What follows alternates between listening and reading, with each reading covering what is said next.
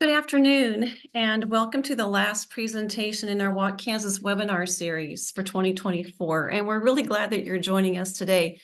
This is National Walk at Lunch Day. So I know that some people are out walking today and enjoying a nice walk over their lunch. And we are just happy that you decided to join us. But for those that are out walking, we know this is recorded and they can take advantage of it later. I'm Sherilyn Jackson, Northeast Regional Family and Consumer Sciences Specialist, and I also coordinate the Walk Kansas program. And I'd also like to introduce Ashley Zwadi. She's the Northwest Regional Family and Consumer Sciences Specialist, and we'll be co-presenting today on this topic. Before we begin, I just want to acknowledge that K-State Research and Extension is an equal opportunity employer, so therefore we do not discriminate against anyone. So if there's a special request or concern that you need addressed to attend our programs, please reach out to us and let us know. A recording of each Walk Kansas webinar is available to program participants, and your weekly email message should have that link, and also those will be included in the Walk Kansas newsletters from this time forward. Just to let you know, our other topics that we had earlier, the first one was the science of happiness, and the second was foot care and shoe selection. Both were exceptional webinars. We hope that you can take advantage of watching the recording of those if you were not able to join live. And now we're going to shift into our next topic, and that is the habit shift topic. So we're going to be talking about a habit shift for better health, which is a 1-degree shift toward changing your habits. So again, want to welcome you to our discussion today. While many of our examples will support shifting habits that impact our health, the basic strategies apply to any type of habit that you want to cultivate or change, maybe a financial habit or some other type of habit. So these basic principles we're going to talk about today will support habit change for all kinds of things. We firmly believe that true habit change happens in small shifts in our actions, our thoughts, and our emotions. So just a 1-degree shift in our habits can ripple into a much larger, lifelong behavior change.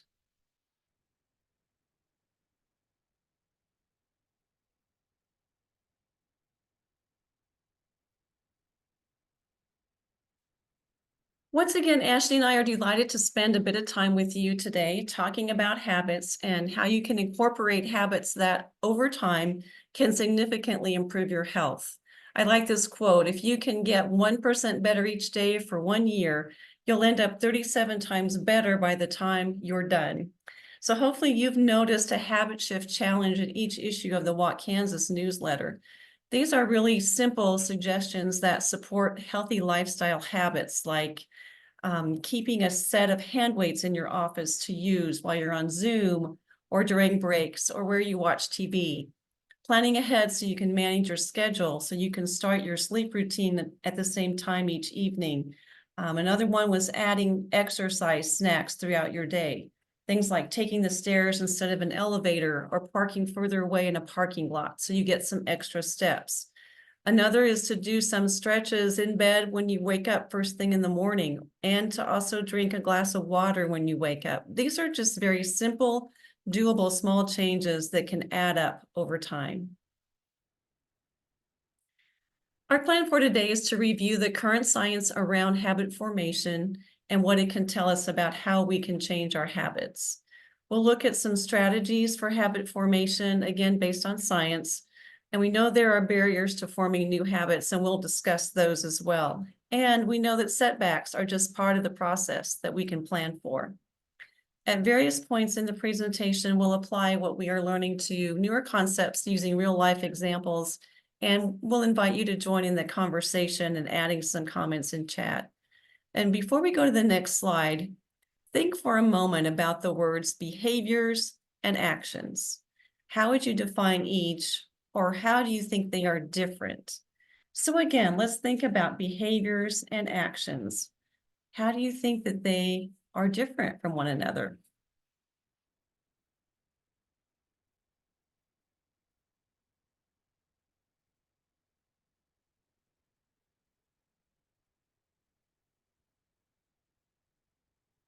So our behaviors are dependent on our environments, whereas habits are repeated behaviors that are stored within our brains using a phenomenon called neuroplasticity, which we'll talk about a little bit more in a few minutes. Behaviors are more intentional and motivation dependent. Therefore, they need time and resources and effort to apply.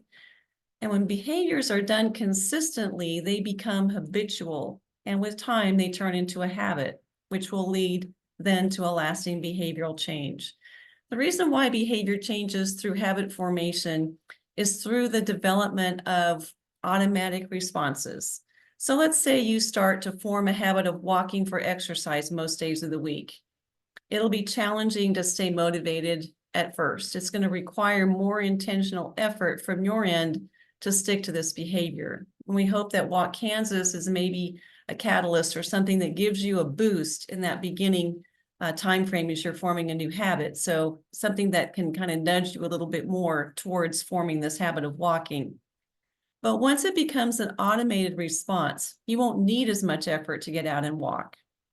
And our hope is that after the 8-week program, walking's become more automatic, and it's something that you'll miss when it doesn't fit into your schedule, that you'll miss that walk that you've been able to have regularly. So rather than having to actively choose to walk, it'll just be something that you do as a normal part of your day, like brushing your teeth or taking a shower. Harnessing this power of automaticity can give us a lifelong advantage over our behaviors once they're adopted as habits. This way we can focus on other things that are important and create newer goals for ourselves. Memory also plays an extremely important role in developing these habits. There are two types of memories. We have explicit and implicit, and both these types of memories are based on entirely different parts of our brains. Explicit memory is an intentional memory we use to remember and recollect things that we've learned, some learned information, such as remembering a formula or preparing for a test, or even right now when you're absorbing the information in this webinar, you're using explicit memory. Most times you'll use your explicit memory when gathering information on applying the newly learned habit. This type of memory will help you learn the logistics and the skill set behind that habit. So for example, and through Walk Kansas and through some of the materials and the newsletters, you've learned that it's important to have a warm up and a cool down. You've learned about walking technique. This next week, you're going to learn about adding intervals, which are just short bursts of a more vigorous activity. That's coming in on the next newsletter. So learning these basics of walking for exercise, that's what you're learning through this time frame. When it comes to habits, implicit memory is how they're stored in our brains. These are the subconscious memories that don't need any conscious effort to remember. For instance, how did you get to the destination where you are right now? How did you drive to work? How did you eat a meal? For those who tend to regularly exercise, this habit becomes part of their implicit memories. And the consistency is key to acquiring this trait. So now I want to talk a little bit more about this phenomenon we mentioned earlier, this thing called neuroplasticity. Neuroplasticity is our brain's ability to change based on our internal and our external experiences. And for the longest time, we thought that our brains stopped changing once we were adults, and we know now that's not the case. We know that as long as we live, we can change our brains, and with or without intention. So how does this concept relate to habit formation? Well, every time we learn a new habit, we start to create certain pathways and neural connections in our brains. So every habit you've ever acquired since you were born is imposed in your brain like trails in the woods. So our habits are like well-walked trails, similar to that top image on the slide. However, when you start to alter your habits, you start developing a slightly newer trail.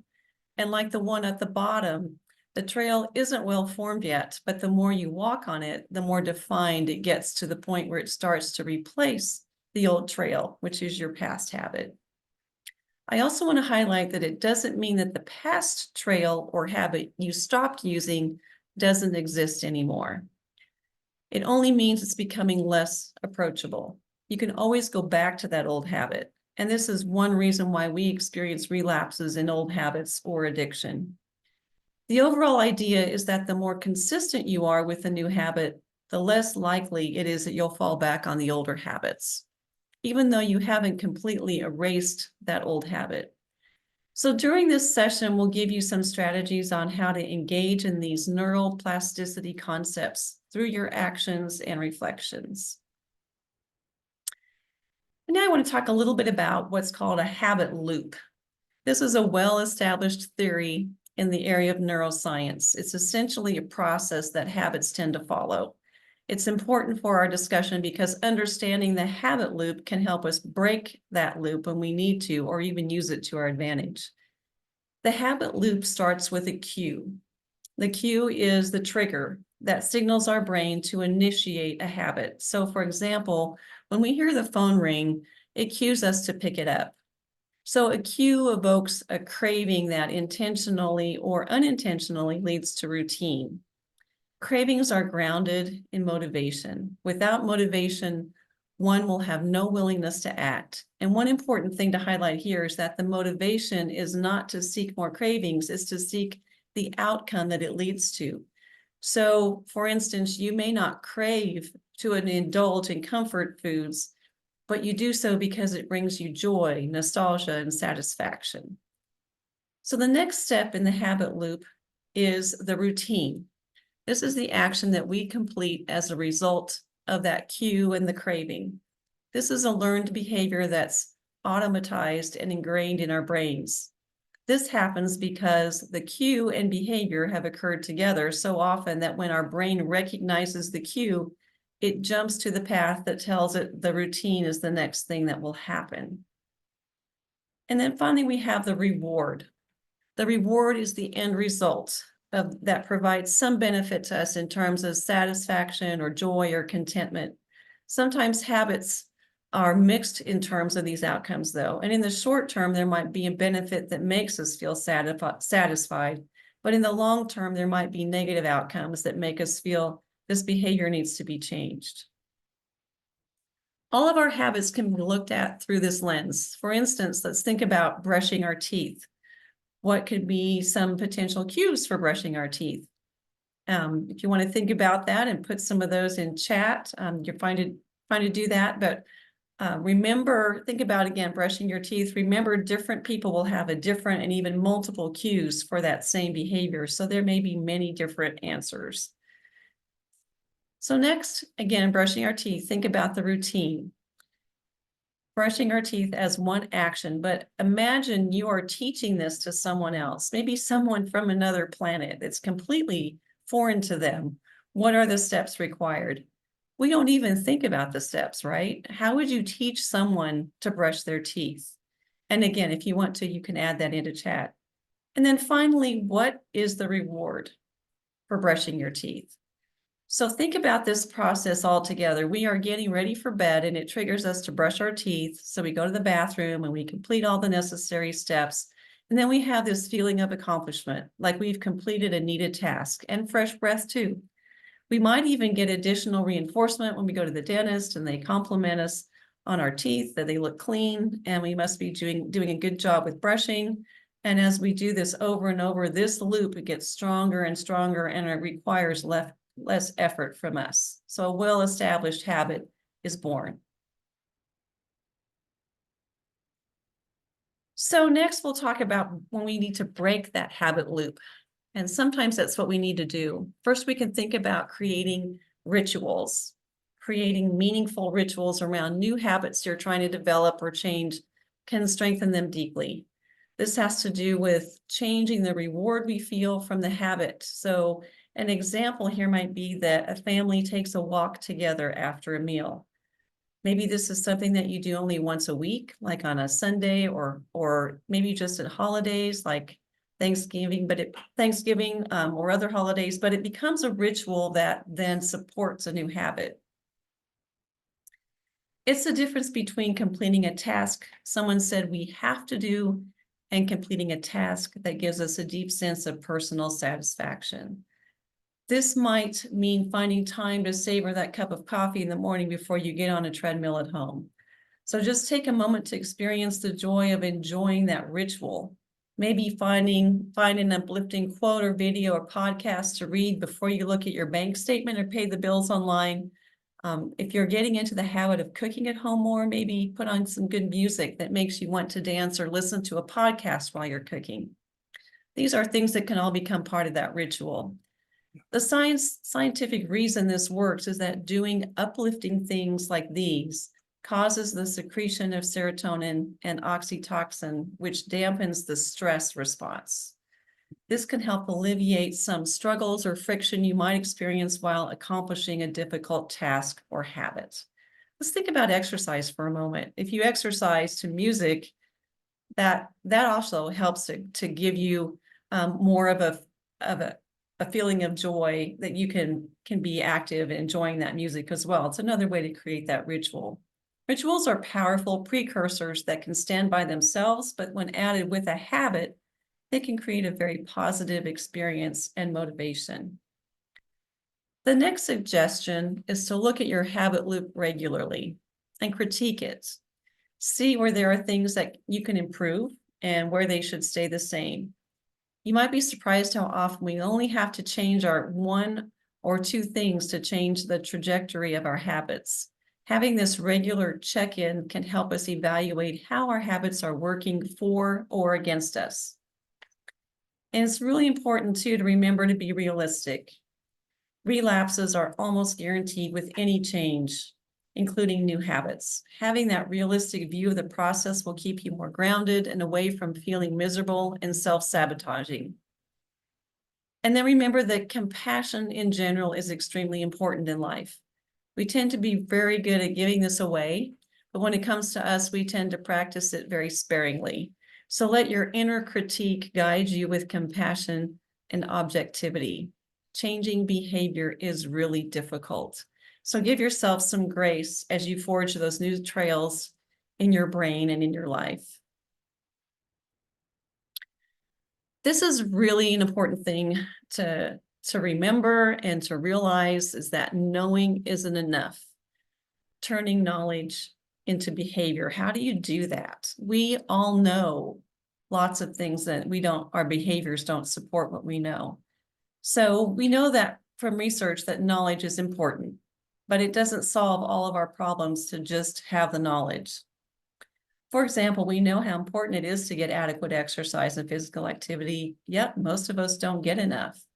We know it's important to eat fruits and veggies, and lots of them, but we don't get enough. Most people don't. So what we need to do now is use the science of habit formation to create strategies that are likely to help us change our behaviors. And a great place to start in changing behavior is to know what your why is. What is your true reason for wanting to change the habit? Most times we're satisfied with superficial reasons, but when we truly dive deeper, it can guide us to our truest values, beliefs, and desires. Many times in our day-to-day lives, we receive all kinds of information about things we should and shouldn't do. When we think deeply, we realize that some of our habits are imposed by social expectations or someone else's ideas. But why does that end up being an issue? Externally imposed ideas aren't always aligned with our values and goals in life. So we tend to spend time and effort explaining to our own brains why we should change or acquire this new habit. Internally driven ideas are more grounded to what's truly important to you and why something must be done. For instance, many of us feel the pressure of changing habits to look a certain way or drive a certain car. Are these truly our ideas or someone else's? So think about, what is your why for participating in Walk Kansas? What is your why for getting physical activity and exercise? Well, my why is to feel as good as I can so I can enjoy many different activities and to stay independent for as long as I possibly can. So think for a moment about your why. What is your why for joining the Walk Kansas program? And you can put that in chat as well, if you want to. It's not nothing that you have to do, but think about your why. A lot of times we don't even give that much thought. We know we should exercise, but we don't think about really why. What's motivating me to be physically active? Your personal why becomes extremely important in these instances to ground you and keep reminding you of that path that you're on. It can be one of the most profound motivations you need when you're struggling to form or change habits. What you may also realize is that while discerning your why is that many times we will start with a superficial answer. So if, for example, you started exercising to lose weight or to look better or to reduce your blood cholesterol. However, if we were to keep investigating those answers further, we might get that true personal why. That true why might just be that you feel better, which is intrinsic motivation. It comes from within. And it's not external. The internal motivation is much more powerful. So I encourage you to not be satisfied with that first answer that may come up as to why you're making this change, and going a little bit deeper and finding out what is your true why. And the added benefit of having that strong why is that it can help you develop a vision for the future that's meaningful for you. There's a theory called psychological distance that explains the degree to which people feel removed from a phenomenon, in this case, our goals. The theory basically says that things that feel far away, either because they're happening far in the future, they may feel very difficult, or they are difficult to clearly picture as an outcome. It's difficult to motivate ourselves to work towards it. For instance, think about saving for retirement. Putting aside a small amount of money every month or week as a young person is an important strategy for saving for retirement. The time aspect is a really big deal, but when we talk to people about it, retirement feels so far in the future that it's almost too fuzzy for our brains to picture. It's hard to feel something you can't picture is also something that's very important. Another example of psychological distance that relates to habits about our personal health could be about losing weight. Let's say your goal is to lose 50 pounds. That can seem like a daunting goal. But if you break it down, let's say you have the goal of losing 1 or 2 pounds a week and setting appropriate short-term goals, you're more likely to stay motivated to reach that goal of losing 50 pounds. Or let's also look at it another way. Maybe your goal is you focus on the actual actions that you're taking, the getting more exercise, physical activity, eating healthier, and then think about how you feel. It won't take long to realize that you feel better if you're doing these things. That can be the motivator to help you stay connected and stay motivated to reach that long-term goal. So having a very clear why and a clear picture of the future we want makes it easier for our brains to understand why we are doing difficult things now in order to achieve that in the future. So now I'm going to turn it over to Ashley to continue the discussion on our goals and our vision. Okay, so you can go to the next slide, Sherilyn. Thank you. Thank you guys for joining us. As Sherilyn said, it is National Walk at Lunch Day. So in the chat, if you can, if you are walking right now, let us know. I'm going to get my walk in after this, but I'm excited to do that. So one excellent written strategy is an action plan, which is a simple tool to help you complete specific tasks that you want to accomplish. So thinking back to what Sherilyn just mentioned about if you want to save for retirement or if you want to lose weight. Losing weight, as she noted, we really want you to focus on certain behaviors. So this action plan helps you do just that. So the parts of the action plan are listed on the slide, and when you're creating your plan, be sure to stay specific and focus on what you want to accomplish for that week. These are week by week. And once you go through your action plan, ask yourself how confident you are that you're going to complete the plan as written on a scale from 0 to 10. 0 as there's no way I'm going to accomplish this as written, and 10, there's really no way I'm not going to accomplish it as written. So if you're at a 7 or above, you're usually good to go. If your confidence level is below 7, rework your plan to boost your confidence so you can complete this plan. We want you to find that sweet spot of challenge of creating a new habit or friction, which we'll talk about in a couple more slides, and actually being able to complete this plan. So an example of this plan, and one focused on physical activity, since it is Walk Kansas. This week I will walk for the what for 30 minutes, for the how much during my morning break. So this is roughly, it doesn't need to be a specific time, but a general time of day will work for you whenever you feel most motivated, which we'll also talk about in a little bit. And then how many days this week? I'm going to say 2. And then my confidence level is an 8.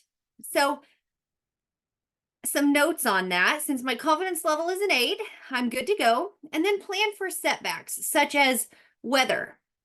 You don't really know what the weather's going to look like. So am I going to be able to do this am I going to be able to complete this action plan inside? Do I need to come up with something else? How does the weather look? Are we looking like beautiful 70s, 80s, and sunny? Or is it going to be storming all week? Think about that. Are we involving a friend who might have other plans, who might throw a monkey wrench into our action plan? What if we have car troubles or transportation issues? Think about these things. And I want you to also allow yourself a day or two when you're choosing how many days of the week you will complete that activity, because life happens. And we're going to be more successful if we don't say we're going to do it every day, especially when we're just starting out creating that new habit. And again, we want you to be successful with this. And you can find this document on the KSRE bookstore by searching for Action Plan for Healthy Living. This is such a game changer. Whenever I'm really teaching a program on creating healthy changes, I like to loop in the action plan, and it is amazing. If you do this action plan, put it up somewhere where you're going to see it all the time. Put it on your fridge. Don't just write it down, put it somewhere where you're going to forget about it. You want to see it every day. So then you can look on the next sheet there and see your progress. So you can put some comments on there, how you're doing, some positive things to keep yourself going. All right, next slide, Sherilyn.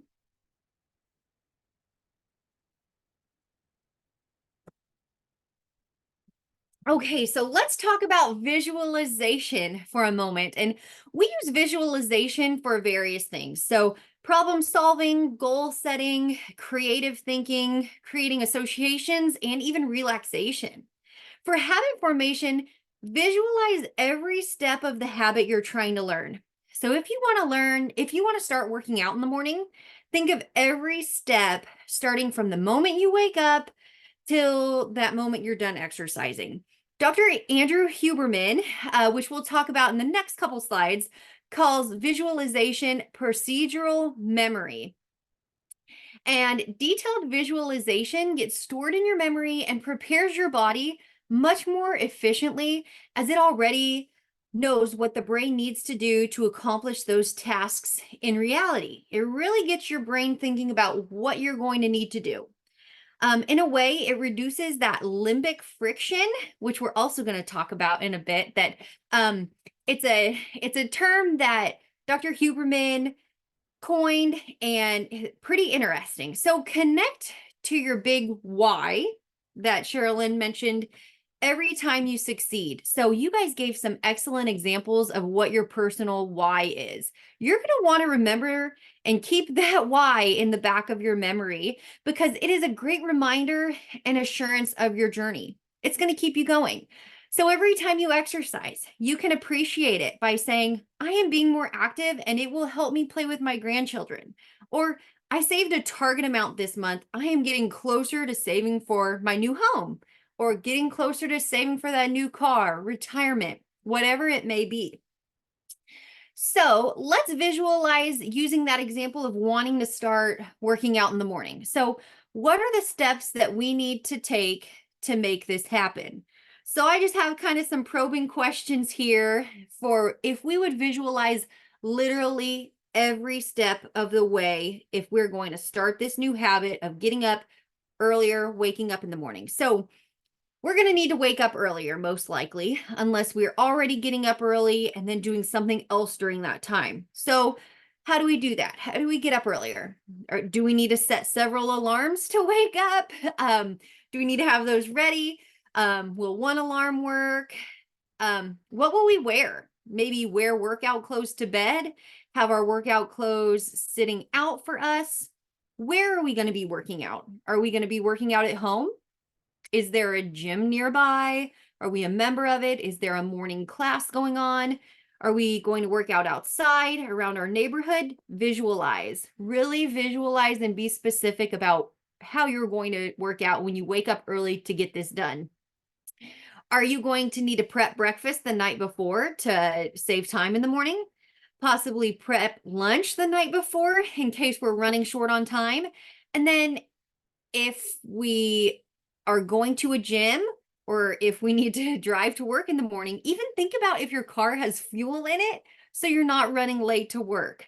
Think about some of these steps that we can take to not only visualize, but to prepare for some of those setbacks since we're starting something new. We really want to set ourselves up for success here. So does that visualizing make sense to you guys? How it could kind of prep the brain on what we're actually going to be doing?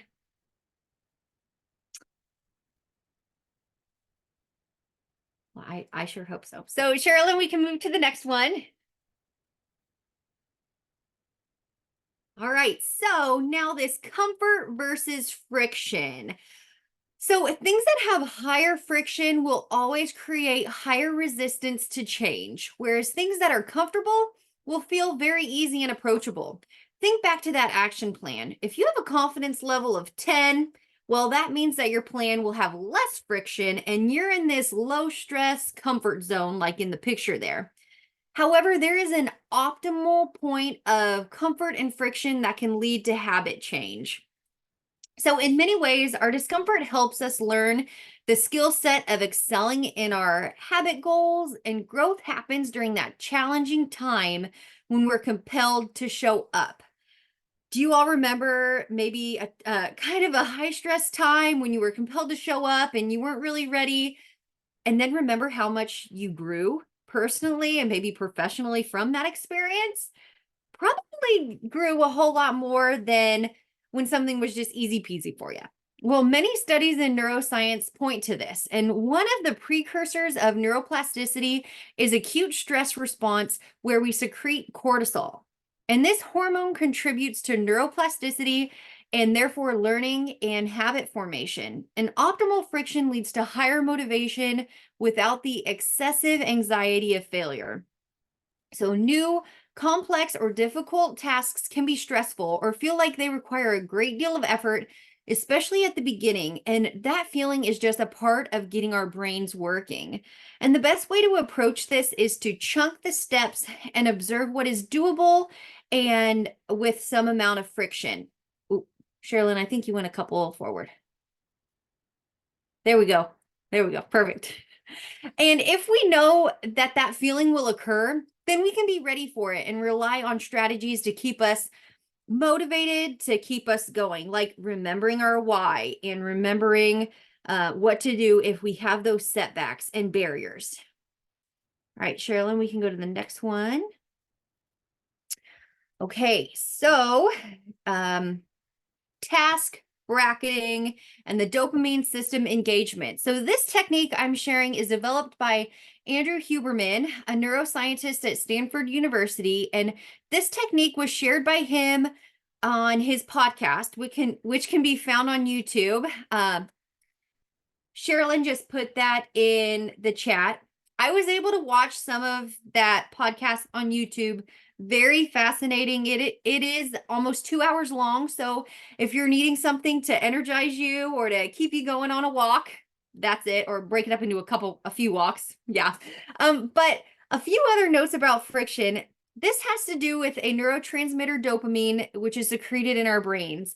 And this neurotransmitter is one of the key currencies that we can use to do difficult tasks or reduce the friction we experience while learning new tasks.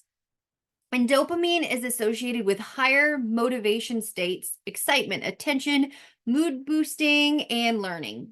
It is released while we are learning, anticipating a reward, doing pleasurable activities, and while we are exercising.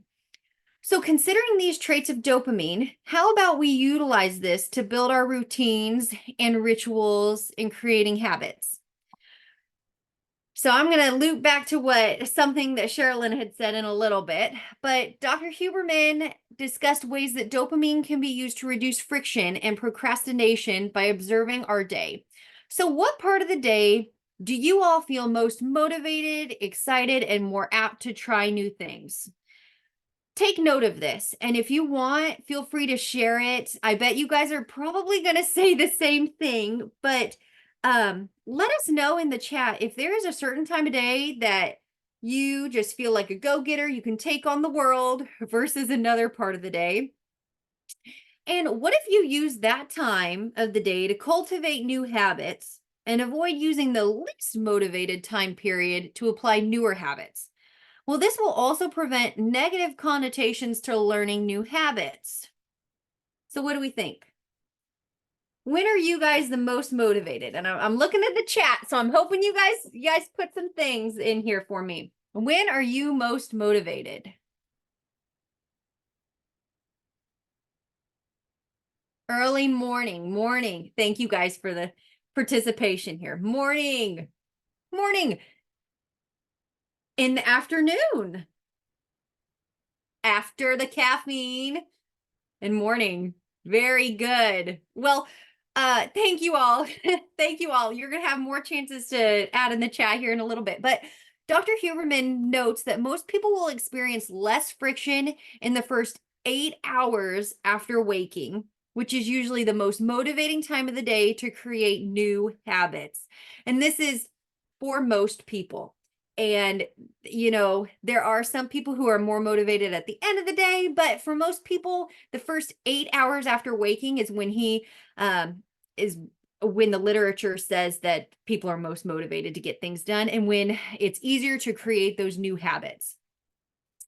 And reducing friction, we noted some ways, Sherilyn noted some ways that you could reduce friction and to make the journey a little less rough. So if you do not like looking at your budget, and if you don't like budgeting, or if you don't like looking at retirement, or for me, I don't really like doing the dishes. How can you make those little tasks better?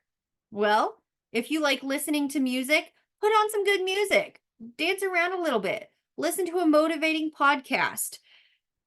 It's so much easier for me, even doing the dishes, if I go into it and I say, you know what, I'm going to listen to a good chunk of my podcast or my book that I've been listening to, or I'm going to put on some good music, crank these out, because the other option is just to let the dishes sit, and that's not really an option. So how can you make the journey more pleasurable for you? All right, next slide.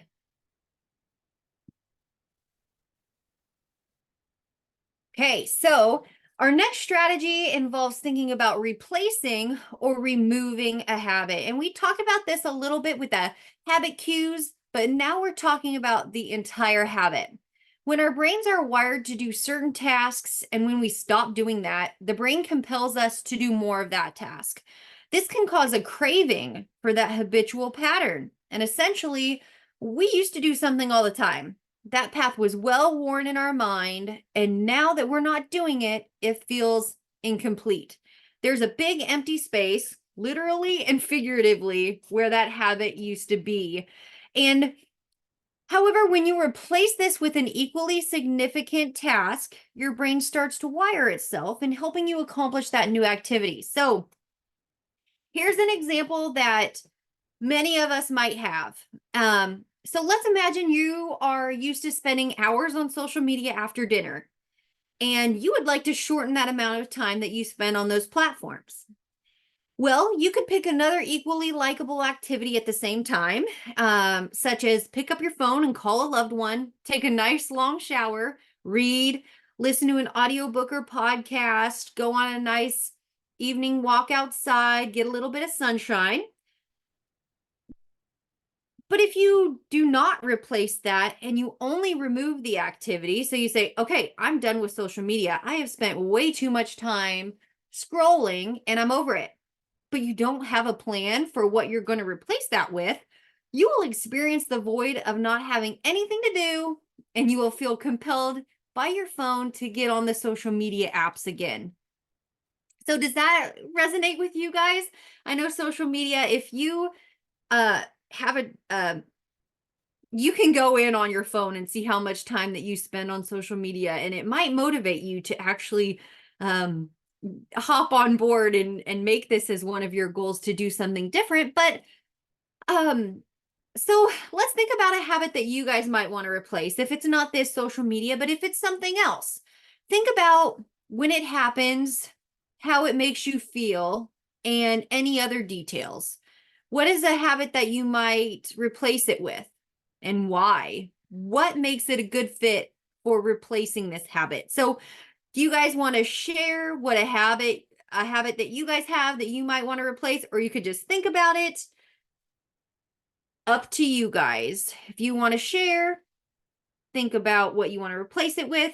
One example that they that kind of comes to mind is, if you have if your office has a candy jar, it might be really tempting to not dive in and get some of that candy. If you just take the candy off, take the whole thing off, no more jar of anything, well, you're going to probably want something to replace that. That's a really good example. Candy Crush, replace it with working in the yard. There you go. So if we take away the candy jar, what else can we replace it with? We can replace it with some healthy snacks so that we can still get a little something to munch on, so it's not totally leaving us hanging there if we need a little snack. A very good example there. Okay, next one, Sherilyn.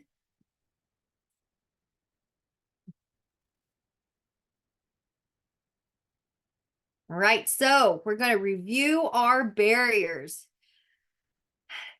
These are the things that can get in the way despite our best efforts, and even our best laid plans can run into problems because life happens.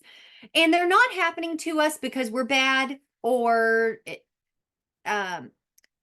anything else. So they're just going to happen. And barriers are a part of life. So knowing these potential problems can be helpful in creating a plan for having to deal with them. Like when we visualized about waking up in the morning. All right, well, if I'm going to need to wake up, I'm going to need to eat something for breakfast, and then maybe planning ahead, I'm going to need to probably pack ahead tonight for lunch. I'm going to need to think about what clothes I'm going to wear. So having that plan of action is going to give yourself peace of mind and setting you up for success. So think of all the ways life could throw you off track and keep you from engaging in a behavior. And since it's Walk Kansas season, we're right in the middle of it almost. So what are your barriers for physical activity and healthy eating? Do you guys have any barriers for physical activity and healthy eating that you are trying to work through? And one, I kind of laughed with Sherilyn before this. The photo here, she's got the red tape. There's lots of barriers, but one barrier keeping her back from probably some good physical activity and walking meeting are those shoes. Having the good pair of walking sneakers at your office is a good way to get past the barrier of not having the right footwear to get a good walk in. So that's a barrier. It could be, I don't have comfortable clothes on to walk at work. I don't have comfortable walking shoes that are appropriate for work. Well, you can put a pair of sneakers at your desk, wear them for lunch, and go on a little walk. Hey, and Sherilyn and I wrote a lesson titled Make Active Habits Stick, and I encourage you all to dive into that if you have a chance. In this lesson, we note a few different barriers when it comes to physical activity, and they are lack of motivation, lack of time, too tired, and a lack of facilities or equipment. So do any of these barriers resonate with you? Or have you heard these barriers from a friend, coworker, anyone else? Lack of energy. Yes. Yes, lack of time is a big one. We all have the same amount of time, but how do we get our physical activity in? How do we use that why to motivate us? Well, when I chatted about the action plan and visualizing, I gave a couple examples of setbacks to plan for. So do you remember those? Maybe the weather, making plans with friends, and they might have some scheduled problems come up, the time of day, not having fuel in the car, transportation, planning ahead for a lack of time in the morning. So there's quite a few setbacks that we can plan ahead for. So for example, we can't control the weather, but maybe you can control being prepared for the weather or how you think about the weather. So if your plan was, I'm going to walk outside, that is my plan and I'm sticking to it. Well, do you really have to exercise outside, or can you do some body weight activities inside, such as push-ups, squats, or grab a set of dumbbells? And your cardio day that you had planned outside may just switch to a fun strength training day inside instead. Hey, remember to just be flexible and not get down on yourself for these barriers or setbacks. You're still getting the job done. You're still being physically active and getting your exercise. It just looks a little different. Don't let weather or other barriers get you down, and stay positive. So using some of the barriers that you might have thought of a few minutes ago, now brainstorm things that you could do to overcome those barriers that you thought of that may get in the way of your new habits. And thankfully, you don't need to come up with those on the spot. You have plenty of time to brainstorm. This will be recorded. You'll have access to this. But again, having a plan for addressing barriers ahead of time reduces the amount of time and effort that we spend on dealing with those when they come up last minute. And it could throw a wrench into our plans. Do not let it ruin your whole day, even your hour, your week, your goal. Don't let it ruin your goal. Have those plans ready for the setbacks, because they're going to happen. And of course, you can feel frustrated about the barriers. I wanted to walk outside. That was my plan and I was sticking to it. But you can problem solve and be flexible, and you can solve the problem while also feeling the frustration. Things didn't go totally according to plan. I'm not going to let that ruin me. I'm going to stay positive here. It's all about reducing the effort required by your brain when we aren't well equipped to handle it. So that planning ahead is huge, which then goes right into our next slide, which is stopping the narrative that we might have for ourselves. And part of that inner conversation that we often call self-talk is the way we talk to ourselves about trying to change our habits. When we attempt to change a habit, we are going to have some successes and failures. But that doesn't mean that we are going to fail all the time. And we really have to analyze our self-talk. And as we go through those things, we tend to create stories in our own minds about who we are, the things we do, and what we're capable of. And these stories can include themes that help or hurt. And often these hurtful themes can sneak in when we don't even realize it. And some of these potentially harmful narratives include self-critique, such as when you say, I'm not good enough. And this can make any effort seem useless. Then next is self-sabotage. If you say, what is the point in this? I'm always going to fail.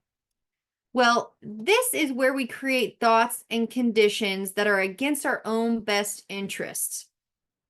Then limiting beliefs. I am only good for this one thing, and there is no way that I can get that promotion because I'm not capable of taking on this responsibility. Well, you're drawing a cap on what you're capable of, and you're limiting yourself.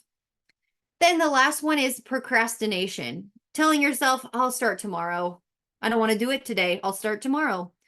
Well, remember that there's really no time better than the present, right? So think of a couple things that you might say to yourself or beliefs you hold about yourself. Are these helpful or hurtful? What do you think are best to keep in our mind? Probably those positive, helpful narratives that we have in our mind. And what do these narratives tell you about your behavior change in your life? So if you have some negative thoughts, reframe these narratives. So think of how could you change your narratives to better support your behavior change and turn them into positive self-talk? There's no better time than the present. There's really no better time than the present to start kicking off this goal. I want to make myself better. Let's do this. Let's make it fun and focus on the journey and not just the end goal. Let's turn on some music. Let's listen to an audiobook, invite a friend. Let's get it done today. Let's get working on it. All right, Sherilyn, next one. So finally, we want to think about support. Creating our tribe is very important. And our tribe can include people, objects, messages, quotes, you name it. So if you want, please share who's in your personal tribe. You don't have to name names, but who do you get support from?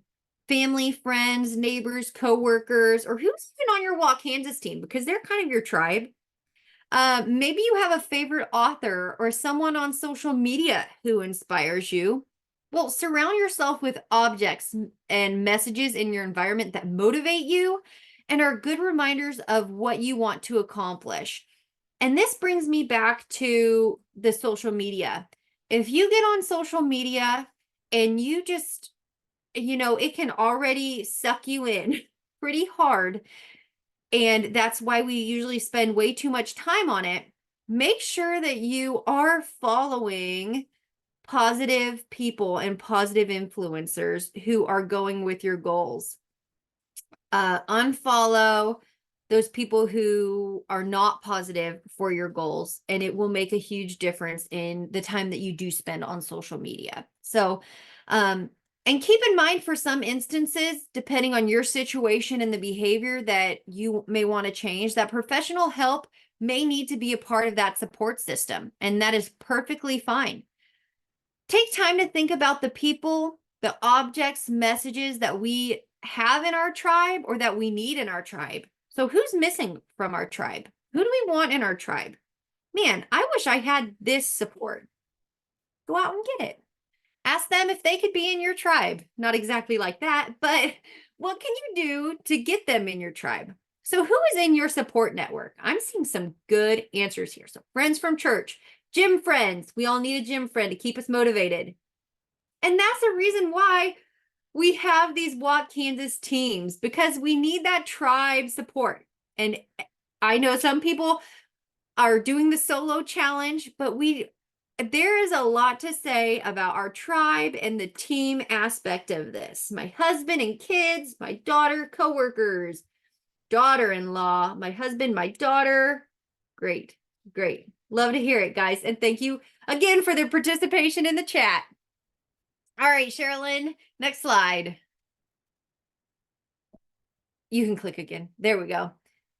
Thank you. So finally, let's review. So what are some strategies that you learned? And are there any that you think might be particularly helpful for you? So thinking of your why, that vision, going through the procedures of what habit you want to form, of I'm going to wake up early, I'm going to do this, this, this, and this, exactly how it's going to be done. Finding that optimal friction so it's not totally stressful, but you really want to get it done. So we're going to get it done, and finding that optimal friction, finding the perfect time to do it when we're most motivated, replacing avoids craving past habits, anticipating and preparing for barriers. That's a huge one. Change your narrative, keeping it positive. Compassion and support are non-negotiable for yourself and others. And enjoy the journey, not just the goals. So how can you enjoy the journey and make it easier and more enjoyable for you? So if you don't like doing the dishes for like me, how are you going to make it better? If you were in Walk Kansas because someone talked talked you into doing Walk Kansas and you're like, man, I do not like to walk. Well, choose something that you do like to do. If you don't like to run, we're not saying you have to run. Enjoy doing tasks that you enjoy will help you complete it and get to the actual goal. Another one, my coworkers. Very good. All right, last slide, guys. So here's our ending quote here. With the same habits, you'll end up with the same results, but with better habits, anything is possible. So, Sherilyn, if you've got anything to wrap us up, but I want to thank you all for joining us today over your lunch hour. And I hope many of you are listening to this while getting active. And let us know if you have any questions. I know Sherilyn and I both appreciated the participation in the chat. Hopefully we've motivated you guys to use some of this information to create new healthy habits or get rid of some habits you want to get rid of. But all right, Sherilyn, take it away. Thank you all. Any last minute questions for us? I haven't seen any others in chat or in the Q&A, but we're happy to answer any questions you have. Or contact us later too.